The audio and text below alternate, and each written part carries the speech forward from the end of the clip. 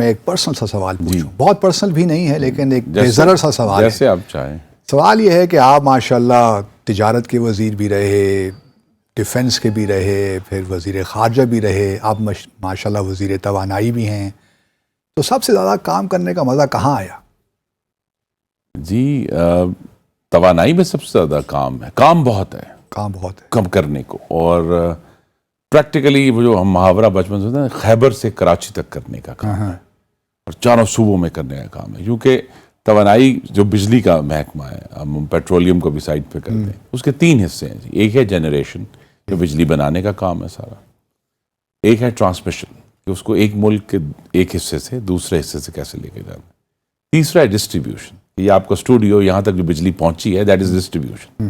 ٹھیک ہے، اور ان تینوں کے لامحدود مسئلے ہیں اور ایشوز ہیں اور مسائل ہیں.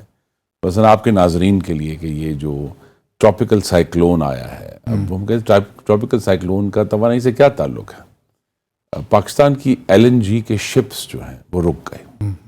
ٹھیک ہے، اب وہ شپس رک گئے، وہ آ کے نہیں لگے اس پہ اسٹیشن پہ.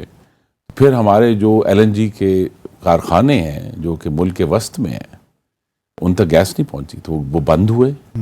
اور اب ہم انہیں کوشش کی ہے کہ ہم گیس جو ہے اس کو دوسری جگہوں سے ڈائیورٹ کر کے تو وہ پہنچائیں. چیلنجز بہت ہیں. چیلنجز تو دیکھیں نا، ہر چیز مثلا چیلنجز یہ بھی ہیں کہ بہت سارے معاملات آپ کے کنٹرول میں نہیں ہیں، کہ جو یہ ایندھن ہیں، فاسل فیولز ہیں دوسرے، ان کی جو قیمتیں ہیں وہ تو بین الاقوامی ہیں، وہ آپ کے کنٹرول میں نہیں ہیں. تو لہٰذا ان میں جو اتار چڑھاؤ ہے وہ آپ کو ہٹ کرتا ہے. سیکنڈلی یہ بھی ہے کہ شاید آپ کے اکیڈیمکلی بھی آپ کے زیادہ قریب ہے یہ شعبہ وزارت خارجہ یا وزارت جی نہیں، وزارت خارجہ بھی اس کے اپنے چیلنجز ہیں، لیکن یہ کہ جو کہتے ہیں نا شیئر اماؤنٹ آف ورک، مثلا میں کامرس میں بھی رہا ہوں، تو اس کے مقابلے میں تو یعنی توانائی کے مقابلے میں تو وہ تو ایک بڑی آرام دہ وزارت ہے جہاں آپ کو آپ نے نیگوشیٹ کرنے ہیں.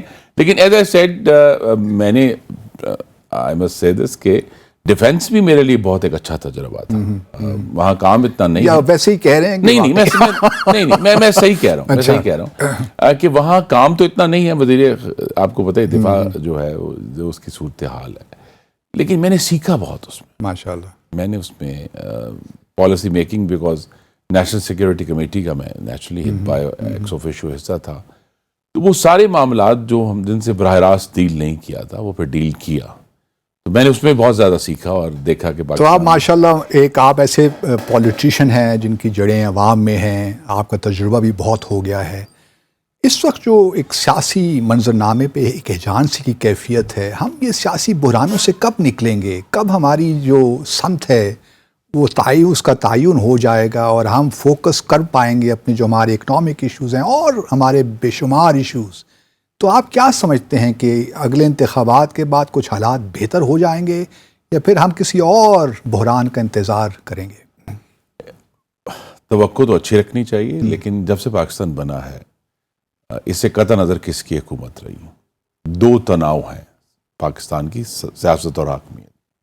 ایک تناؤ ہے سول ملٹری تناؤ کہ فوجی آمریت اور منتخب حکومت. اب وہ تناؤ بھی مستقل ہے، کھینچا تانی اس کی.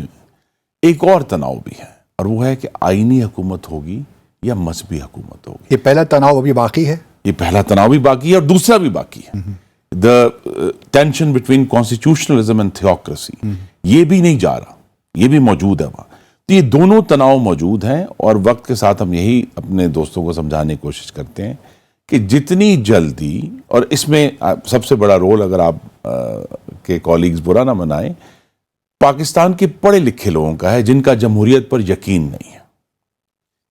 تو ہمیں یہ سمجھانا ہے کہ جو اقتدار ہے اس شہر میں، اسلام آباد میں، وہ بیلٹ بکس سے باہر آئے گا اور اس بیلٹ بکس سے باہر آئے گا جس میں ووٹ ڈلنے کے عمل کا تقدس ہوگا. So sanctity of the voting process اور اس کے بعد جو sanctity of the vote itself, یہ ابھی ہمیں سبق کچھ دور ہے ہمارے سے. یہ تو پہلی جو کانٹرڈکشن آپ نے بتائی اس کے حوالے سے آپ سمجھتے ہیں کہ آپ شاید بہتری آ رہی ہے؟ بیکاز ہم پہلے بھی بہت سنتے رہے ملٹری سول ملٹری تعلقات کے حوالے سے. اب کیا صورتحال ہے اس وقت آپ کی PDM کی حکومت ویزاوی راول پنڈی؟ غالباً چرچل سے بہت سارے لطیفے منسوب ہیں، تو اس نے کہا کہ this is a blessing in disguise and it's disguised really well. تو یہاں ایک بلیسنگ جو ہوئی ہے اس پچھلے پورے سال میں وہ یہ ہوئی ہے کہ حقیقت یہ ہے کہ سیاست کے حمام میں سب برہنہ ہو گئے. اس طرح کی گفتگو ہوئی ہے کسی بھی وجہ سے، وہ وجہات ان میں میں اور آپ بحث کر سکتے ہیں. معاملات جو دبے ہوئے تھے وہ کھل گئے. تو پھر میرا تو یقین ہے، شاید ایک خواب ہے کہ، اور میری چونکہ جو مادر علمی تھی اس کا یہ موٹو بھی تھا کہ you will know the truth and truth will set you free. سچ تمہیں آزاد کرے گا. یہ جو آج ہم سن رہے ہیں یہ سب باتیں کھلی ہیں، تو شاید اس میں کوئی نہ کوئی بہتری کی صورت نکلے. لیکن اس کے اگین یہ صرف بہتری نہیں ہے، اس کے ساتھ ہی ایک بہت بڑی خرابی بھی ہے جو سوشل میڈیا ہے، جس پہ سچ اور جھوٹ کا فرق ختم ہو گیا ہے. تو یہاں میں کہہ رہا ہوں کہ truth will set us free. It is very difficult to know the truth کہ سچ کیا اور جھوٹ کیا ہے. کیونکہ سوشل میڈیا پہ ہم دیکھ رہے ہیں صرف پاکستان میں نہیں، پوری دنیا میں جتنا بڑا جھوٹ بولیں اتنا بڑا فائدہ ہے، اتنا بڑا ڈیویڈنٹ ہے. تو لہٰذا وہاں یہ ضرور ہے کہ بہت ساری ایسی ڈسکشنز ہوئی ہیں حالیہ مہینوں میں جس سے معاملات بہت سارے لوگوں تک کے ذہن تک پہنچے ہیں کہ بھئی یہ کیا معاملہ ہے، یہ کیا ہو رہا ہے، جو شاید ان کے ذہن میں اتنا واضح طور پر نہیں تھا. لیکن ساتھ ہی ان معاملات کو کنفیوز کرنے کے لیے، ان کے گرد دھند ڈالنے کے لیے سوشل میڈیا بھی موجود ہے. لیکن بہرحال میں یہ سمجھتا ہوں کہ تمام تر خرابی کے باوجود ہم نے پچھلے جو 3 گورنمنٹس گزری ہیں اور تینوں میں پرائم منسٹر چینج ہوئے آخری سال میں آ کے، اگر ہم سسٹین کر رہے ہیں کہ وقت پر الیکشنز ہوں ہر 5 سال کے بعد، یہ بھی ایک بہتری ہے، یہ ایک سسٹیننس ہے. اگر جو اس کی کوالٹی کم ہے اس کی کوالٹی بہتر ہو سکتی ہے، لیکن اگر ہم سسٹین کر رہے ہیں تو یہ اچھی خبر ہے. تو پی ایم ایل این کو کوئی خطرہ محسوس ہو رہا ہے کہ اگلے انتخابات میں شاید یہ جو نئی پارٹی بنی ہے استحکام پاکستان پارٹی اور پیپلز پارٹی کے درمیان سنا ہے کچھ بات چیت چل رہی ہے، تو پی ایم ایل این کو کچھ خاص طور پنجاب میں خطرات محسوس ہو رہے ہیں کہ شاید اس کو اگلے الیکشن کے بعد اپوزیشن میں بیٹھنا پڑے، اپوزیشن بینچ سے بیٹھنا پڑے؟ جی میں آپ کو ذاتی رائے دے سکتا ہوں کہ جو میں دیکھ رہا ہوں، اگر ہم انتخابات کے عمل کا تقدس قائم کر لیں تو مسلم لیگ نون تیار ہے اپوزیشن میں بیٹھنے کے لیے. اصل میں 2018 میں اتنی بدترین دھاندلی، تروڑ مروڑ اور کہتے ہیں نا بھیڑ بکریوں کا جو کاروبار ہوا، اگر ہم نے اس سے کوئی سبق سیکھنا ہے، کیونکہ اس پورے جو 2018 کا ایپیسوڈ ہے اس میں عدلیہ بھی شامل تھی، اس مینیپولیشن میں اس میں پاکستان کے دوسرے ادارے بھی شامل تھے. اگر ہم یہ 2023 میں اس سے بہتر الیکشن کرواتے ہیں اور عوام کو یہ سینس آتی ہے کہ جن کو ہم نے ووٹ دیا تھا انہوں نے ہی حکومت بنائی ہے، تو ہم اپوزیشن میں پرسنلی تیار ہوں اپوزیشن میں جانے کے لیے، بیکاز جو سینکٹیٹی ہے ووٹنگ پروسیس کی اب 76 سالوں میں ہم وہ نہیں قائم کر پائے. تو وہ اگر یہ چیز اسٹیبلش ہو جائے کہ الیکشن کا پروسیس فیئر ہے، جس مرضی کو حکومت آ جائے اس کے بعد ہم لڑتے رہیں گے. تو لڑتے ویسے آپ کا پرائم منسٹریل کینڈیڈیٹ کون ہوگا اگلے الیکشن میں؟ جی محمد نواز شریف ہوں گے انشاءاللہ. You think so? Yes I think so. Not his daughter? نہیں، ابھی تک تو آئی تھنک ہم ابھی جو صورتحال بنی ہے، جو مزید بگاڑ آیا ہے، مطلب آپ شہباز شریف صاحب کو بالکل نکال رہے ہیں؟ نہیں، میں یہ سمجھتا ہوں کہ اس وقت ہمیں ایک ایسے لیڈر کی ضرورت ہے جس کا ایک اتھا تجربہ ہو، اور شہباز شریف صاحب کا کم تجربہ ہے حضور؟ نہیں، قومی لحاظ سے، اور جس پر پاکستان کے عوام کا پورا اعتماد ہو. شہباز شریف صاحب کا بھی بہت تجربہ ہے چیف منسٹر، بالکل، لیکن نواز شریف کا وہ ایک انڈیفائنیبل ٹرم ہے، کیرزما ہے، لیڈرشپ کا کیرزما، ووٹ بینک انہی کا ہے. ووٹ بینک انہی کا ہے.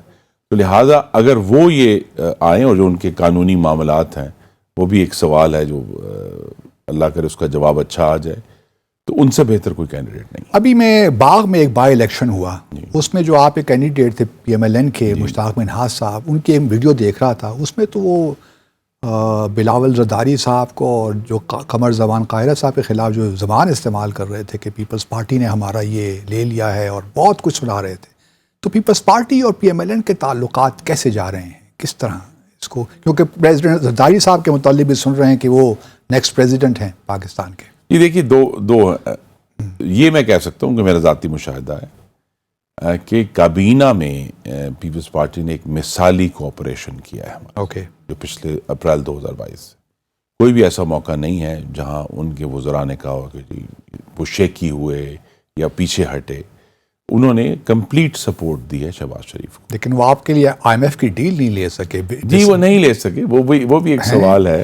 لیکن ایشو یہی ہے کہ جو سیاسی جلسے ہیں ان کی طرف سے بھی کم نہیں ہوئی. چودھری منظور صاحب آپ کو پتہ تشریف لے گئے تھے, ان کے جو عہدیدار ہیں انہوں نے بھی بڑی شعلہ بیانی کی ہے مسلم لیگ نون کے خلاف.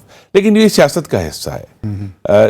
یہ بھی اسے قطع نظر کہ کون حکومت میں ہے. یہ جو اس وقت کی کولیشن ہے یہ ایک بڑا یونیک ایکسپیریمنٹ ہے کہ جس میں بلوچستان کی جو قوم پرست جماعتیں ہیں وہ بھی ہیں, اور دائیں بازو کی ایک مذہبی جماعت بھی ہے JUIF بھی ہے, اور پنجاب اور سندھ کی 2 مین سٹریم پارٹیز بھی ہیں, اور KP کی چھوٹی قوم پرست جماعتیں بھی ہیں.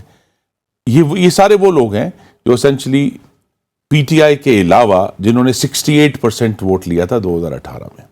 یہ اب اکٹھے آئے ہیں تو یہ ایک تجربہ ہوا ہے, اور اس میں ابھی تک تو کابینہ کی حد تک میں کہہ سکتا ہوں, پارلیمان کی حد تک بھی کہ بہت مثبت تجربہ ہوا. اچھا یہ بتائیے کہ ہم ہر روز 2-3 پریس کانفرنسز دیکھتے ہیں PDM کی جانب سے, پیپلز پارٹی کے بھی لوگ, آپ PMLN کے بھی لوگ, بے شمار جلسے بھی ہوتے ہیں, ہم تقاریر بھی دیکھ رہے ہیں. کیا آپ لوگ واقعی یہ سمجھتے ہیں, آپ لوگوں کی اسیسمنٹ کیا ہے کہ آپ لوگوں کا جو بیانیہ ہے PTI کے خلاف وہ بک رہا ہے؟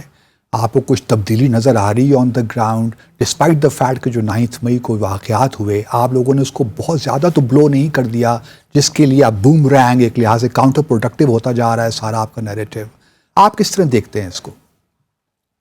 عوام کی جو ذہن ہے ابھی تک تو, چونکہ میرا تعلق گجرانوالہ سے ہے جو کہ مسلم لیگ نون کا ایک بہت سٹرونگ ہولڈ ہے, لہذا مجھ تک جو اوپینینز آ رہے ہیں وہ بڑے ون سائیڈڈ آپ کہہ سکتے ہیں کہ مسلم لیگ نون کے حق میں آتے ہیں. لہذا اوور آل ملک میں لوگ کیا سوچ رہے ہیں یہ مشکل ہے کہنا. صرف یہ ضرور ہوا ہے جو اس کا ایک میں پریکٹیکل ایفیکٹ بتا سکتا ہوں. پریکٹیکل ایفیکٹ یہ ہوا ہے کہ وہ تمام الیکٹیبلز جو صرف اس وجہ سے PT میں آئے تھے کہ ان کو 2018 میں کہا گیا تھا کہ ان کی حکومت آ رہی ہے, وہ نکل آئے باہر. تو لہذا وہ جو ووٹ بینک ہے کم از کم پنجاب کی حد تک وہ سپلنٹر ہوگا پاکستان پیپلز پارٹی میں, ان الیکٹیبلز میں, وہ کوئی بھی ہو, چاہے وہ پاکستان پارٹی ہو, کوئی اور جھنڈا ہو, PMLN ہو, ہاں اس میں سپلٹ ہوگا. جب سپلٹ ہوگا تو پھر میرے خیال میں ہم وی آر بیک ٹو 2013 کم از کم پنجاب کی حد تک, جہاں PMLN کو پھر ایک بہت بڑی کامیابی ملے گی. not 2008 ٹرکی تھا, لیکن 13 میں آ کے, کیونکہ 13 تک پیپلز پارٹی پھر بھی کچھ حد تک موجود تھی. 2018 میں PTI کی جو ووٹنگ سٹرینتھ تھی اس میں بہت بڑا رول پیپلز پارٹی کے کلیپس کا تھا پنجاب میں.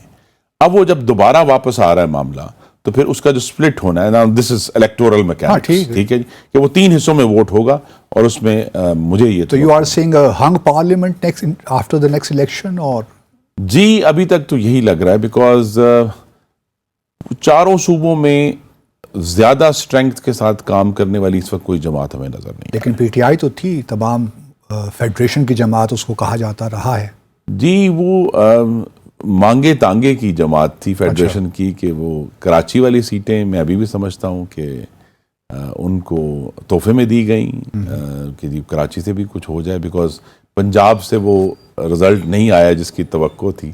جیسے گجرانوالہ جیسے ضلع ہے, اب وہ پوری قومی اسمبلی کی اور پوری صوبائی اسمبلی کی نشستیں جو ہے مسلم لیگ نون اس حالات میں بھی جب چلی گئی, تو لہٰذا وہ بہت سارا, میں یہی ساری بات ہے جی. میں پھر دہراؤں گا, اگر ہم ایک ایسا الیکشن کروا سکے انشاءاللہ جس میں انتخابی عمل کا تقدس قائم ہو, کوئی بھی نتیجہ ہو, وہ پاکستان کے لیے اچھا ہے. چلیے, یہ بڑی انکریجنگ بات آپ نے کی ہے.